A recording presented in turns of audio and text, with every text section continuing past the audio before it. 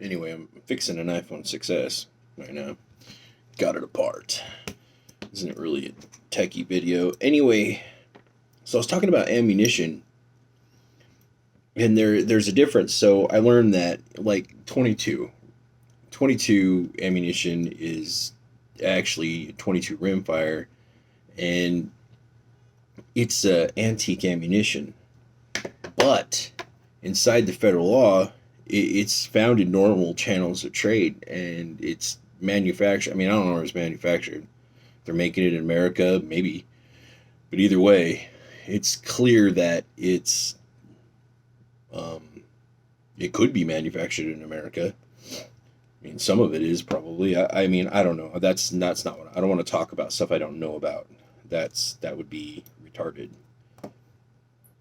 Anyway, back over to the ammunition thing.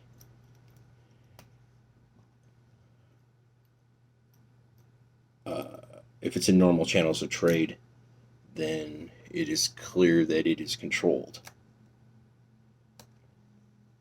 And so when I talked to that ATF agent, and I asked him like point blank, what is your stance on muzzle loaders? And he said to me that the ATF, and this was an agent and I'm not going to use his name. I think he's retired by now. This is a couple years ago. He'd been working there for, I don't know, what was it, 30 years or something like that. He said that the ATF has no opinion. That's how he said it. The ATF has no opinion on muzzleloaders. Don't let us catch you with a casing or a bullet. He said, we put somebody away for 20 years from the shell casing. He said it was a gangbang drive-by, but it's still, the point is that they can charge you, put you in front of a judge. And I've been in front of a federal judge before, and been in the custody of federal marshals before, and I absolutely promise you it wasn't any fun at all. It was really unfun. It was negative fun. Like there was like, here's fun, and then here's no, and what I used to consider fun is something I don't even want anymore. I don't run the streets, and I don't do none of that crap anymore. Just to be loaded every day, all day long. It's just not who I am anymore. I had to change that person. But so then I went down to the Yakima police station and took all my metal off and shoved it in a box and went inside. Went and talked to the front counter. So I was trying to talk to the front counter, and they're just like, and I tried to tell them my question. I was like, will you guys arrest me for having a muzzle loader? And this is in Yakima County, Washington, Yakima County, 98902 or 03 or 01, whatever. 98902 is mostly. And I walked up, and the lady at the front said, well, you're a denied person. And because they looked at the person like denied person or something like that. And I was like, yes, but here's my gun rights. And she took the paper and she was looking at it, but I don't think she understood it. And it was just a clerk. I don't think it was, or secretary. I don't really know. And I'm not saying anything negative about them at all. They were, just doing their job. But I was like, yes, but can I talk to somebody, whoever you report to, can I talk to an officer is what I was asking. Because an officer, and then the officer came out and he's like, well, we can't give you any kind of legal advice. And I'm like, and that's absolutely true, I'm sure. But you can tell me, will you arrest me for having a muzzle loader? And I handed him the paper, and he's like, oh, I get what you're doing. You're trying not to be an example. And so, and he had worked there 20 plus years, and he will also remain nameless because I'm gonna keep my names out my. I try to keep names out my mouth. I mean, I'll talk about some people that are dead later on, like my friends and stuff. But other than that, I just, that's how I roll. So I don't. Yeah. Anyway, back over to this police officer. I asked him, hey, and then he looked my paper over, and then he immediately flipped open his phone, and he dialed the prosecuting attorney. Like he had a prosecuting attorney on speed dial, and apparently he was a 20-year veteran, and he said he had never seen a paper like mine. And I'm sure it's not very common. I fought for mine, a couple years, thousands of dollars, and he got off the phone. I would say probably 3 or 4 minutes. I mean, I'm guessing. They went over the whole thing, and he said no. In Yakima County, we will not arrest you, and I'll take a copy of this and scan it to your file. And then the other clerk lady said, but it says right here he's a denied person. So jumping over to their computer program, I believe their computer program flags people that are not allowed to have any guns. And in Washington State, an antique gun is still considered a gun. They took that antique definition, federal definition, like copy and pasted it into whack law and said anything that expels out of the barrel of a gun with an explosion. I mean, you can look it up yourself. It's clear when you read the law, an antique gun in Washington State is considered a gun. That's a firearm. They don't like, there's no like dividing line here. It's like, does it shoot a bullet with an explosion? Then there's nothing else to say. That is a gun in Washington State. And other states are probably different, and I don't really know about them. I know that there's some that they don't consider it. They just go off the federal law and they just don't consider them guns. But here in Washington State, antique firearms considered a gun. So if you a denied person or a federally, or no, at the state level, if you've lost your gun rights at any state level and you don't have your gun rights and you don't have them back yet, don't touch one. And yes, you can immediately go out and buy one and no one will stop you. But if you get held with one, I mean, depending on how many points or whatever you got, you might be standing there holding a nickel. And if you got it loaded, they might even count every single chamber if it's a revolver. Let's say you're smart and you only load 5 chambers, so you're not walking around. You got one on an empty. I mean, in an antique revolver, they might give you a year for each one of those. So, I mean, you could be looking at a dime just holding it. I'm not saying that's what you would get. I'm just saying it depends how they're going to push it. They might drop those loaded chambers just so they don't have to argue that and just say, hey, he had a gun. Just having it. And I don't know. Of course, I mean, depending on your enhancements, I mean, you could get put away. It's done though. It's way over a year and a day. You're going to prison if you're holding a muzzle loading anything in Washington State and you don't have your gun rights reinstated or you don't have gun rights. And I looked it up for a long time. There's other states out there. Some states don't care. They're just like whatever. You just own them. But I don't know anything about that. Those states. So anyway, that was like a big, huge shocker to me. And that's why I went on that mission to get some definition or like some clarification. And then, once I heard that, I just, went right over to Cabela's and, started buying. I've also bought them on gunbroker.com. You can buy, muzzle loaders. You can go on anywhere online and just buy them, get them shipped to your house. They're not controlled at all. I mean, you do have to prove that you're 21 or 18, I think, in some places. I'm not sure. I think in Washington State, you're probably going to have to be 21 for everything now. I think there was some sort of law coming down like that. Our state is really focused on making laws like against it rather than making laws for it. But everybody has an opinion there. I don't know if I shake out liberal or conservative. I'm just like a Native American. I love America. I believe in gun rights. I believe in the Second Amendment. I also believe in fire trucks. So I want a socialist fire truck to show up and put out my fire. I mean, like, for real. Anyways,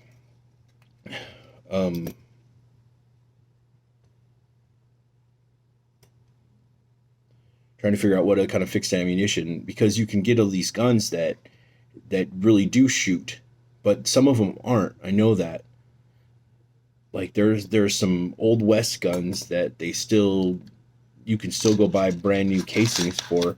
And my real question is like, does it have to be antique from that era, or can it be made in that? Because if you look at the antique law, I mean, the new muzzleloaders that they make, but arguably they could take an outdated or experimental cartridge and potentially produce a brand new replica of some sort of an experimental cartridge that was never picked up, or um, some sort of obsolete or dead cartridge, eh, that's odd, and make a modern replica right inside the antique law. No one's ever really done that I know about. If anybody knows about that, go ahead and put it in the box in the bottom. But when you read the law, it kind of swings that direction too. Anyway, none of my stuff is legal advice. Go talk to an attorney. I've talked to a couple. I even called one out of Seattle. Especially when I was trying to get my gun rights back, I was hung up on by attorneys. Like they were like, "No, man, nothing to do with you because yours is a complicated, pain in the ass case." And I don't blame them. I mean, if I did what they do, I would probably want to pick and choose cases that make sense to me rather than cases that don't. And so I'm pretty sure that my case probably just didn't make sense, um, make valuable sense. Maybe that's a better way to say that to them. Like, hey, that's a pain in the ass. You're just wasting your time. Then one attorney told me, like, before I ever started, and he never told me why. And I guess they all pretty much know. So there's a bunch of people in Washington State that have got their gun rights back. Because I remember being in front of a judge, and you're supposed to go to the county you're in, and the attorney didn't really know that, so they did where I lost my gun rights back, um, the county for the involuntary commitment. It was in Tacoma, so they sent me there. So I'm in front of a judge, and this judge looks my stuff. Well, the first time I went there, I didn't even get seen. The second time I went in front of him, I did get seen, and the judge signed off on half of it. But once she realized that I wasn't from that county, dude, imagine a Superior Court judge just ripping up your paper and throwing it in the garbage, like years to this point. Like I spent like every little cent I could get, everything I poured into this with all my energy and attention. And she just, I mean, she goes like ham on this paper and then just throws it in the trash like she's a Harlem Globetrotter. And I just was like, and and there was a whole bunch of shut the fuck up in me, because you can't be disrespectful in a courtroom like that. That is not, I've tried to be disrespectful in a courtroom before and it never worked out good for me. So, I just hold my peace. And then I get out and I'm talking to this guy and he's just like, well, good luck. And then I talk to my attorney and they're just like, oh, well. But when you look at the law, it's a little bit confusing. So, I mean, I guess you go to the county. So I think if you're out of state, you go to the county that it happened in. So like if you were in, let's say, Oregon, and you did some sort of felony in Yakima. Well, then if you lived in Oregon, you would have to travel to Yakima and set up your case there, and get an attorney that would come with you there or whatever. I don't know. But if you lived in Yakima County and it happened somewhere in Washington State, you go to Yakima County and talk to those prosecutors to get your gun rights back. And sometimes, I mean, if it's just a felony, they may just review your case and sign off on it. I mean, as long as you turn it all in, you have to turn in all this paperwork. It's like you had to do a background check on you and get a certified background check and turn that in with your paperwork. Go to Washington State Patrol. You can log on. You can pay the $12, or I don't know how much it is now. It might cost more because it's been a couple of years.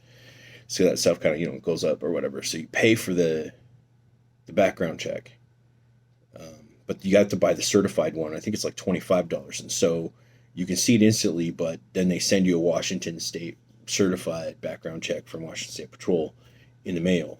And that paper is something you need in Washington State if you're going to get your gun rights back. Then you have to go and get a federal background check from the ATF. And you're going to want to do that through a chandler. You want to do that through somebody that can take charge of your papers, and you have to pay them. I mean, and you can also choose your shipping so they can send it back. So then you have a federal background check from the ATF, and that's just basically everything, your whole life story, any arrests, all of it. It's all in this federal background check. And the reason why I'm saying you use a chandler, because you could just go to the ATF and fill out their form or whatever and have them send it to you and just wait like a year or two. I mean, you could wait. I mean, this is a government, but if you use a chandler, somebody that is certified to electronically send them the paperwork, you send it to the chandler and they charge, some sort of money, and then whatever you want to pay for shipping. And you have to ship them a copy of all of your information and some fingerprints. And that's something else too. I had to go down and get to the police station, get my fingerprints printed for the background check, for the federal background check. And I submitted 2 cards. I had to buy 2 cards from YPD. Because if they don't like it, and you have to fill it out, and I had to look up like what they put on the fingerprint cards, like if you have black, hair, it's BLK. But I mean, you have to fill it out exactly like, I don't guess how they want it to be filled out. And if you don't use the right lettering, you don't check the boxes right, it'll be rejected by the FBI. And it's not a bad thing. You could just start over and wait and go send them some more until they do accept it. So it's better to send 2 copies, was what they say. So I sent 2 copies of my fingerprints. Now they're all digital, so it's a lot better than that stupid ink. So they tend to get better. They get better like prints, I think. Anyway, so I bought an extra so I can have some for my copy. So I just have stuff already, and then a copy of your driver's license. And I just went down and I got a digital scan of my license from our Yakima bindery. They just took a copy of that whole license in full color, and I just had them blow it up. So it was in both sides, and I'm just like, I sent that to them. I was like, argue with who I am now, like, here it is, dude. I'm not scared of you at all. You can have all my papers, whatever. And that's what it feels like. Yeah. They want my papers. It's like, here's my papers. So I turned in all my papers. It's been one wild ride, just like coming back to reality and then having to fight for this stuff again. But when you take a man's gun rights away, you don't just take his guns away from him. I mean, when my house was like raided and I had all these police in it all over, and they're like in my room tearing it apart, that's definitely my fault. They were thrashing my stuff, and this is like 20 something 30 years ago. No, it's like 20 something years ago, excuse me. And they take like a piece. I mean, they took a piece of my manhood, no hunting, no nothing. And I never really wanted to hurt anybody. That's not who I was. But they just take it. And then people think, you like live in freedom and it shall not be infringed. And I'm not sure what any of those words mean. I know what they sound like they mean. I know what they say they mean. But to me in America, gun rights seem like they're delivered as a right, but all the rights seem to be privileges. And you got all these people that it's my right to have a gun. Well, yeah, but you've also got this government mechanism in place that it really doesn't seem like on the other end of this, like I can't go down and buy a gun. That's not freedom. Not at all. And I'm okay, I can contest that. I just have to come up with $10,000 to find the cheapest attorney to go into a federal courtroom. So it is a free country for me to go get $10,000 and go give it to a lawyer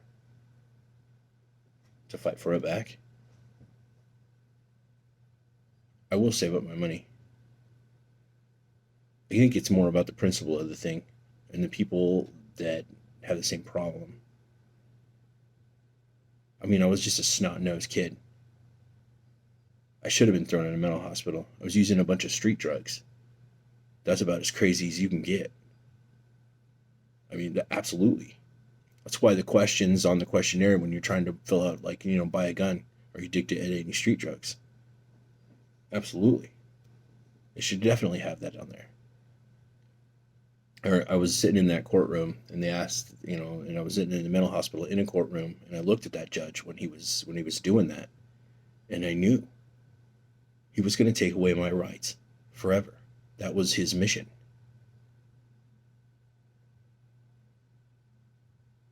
I don't know if he was wrong or if he was right, but forever. It's really interesting. Anyway, this is Key with the Chief Chaos channel.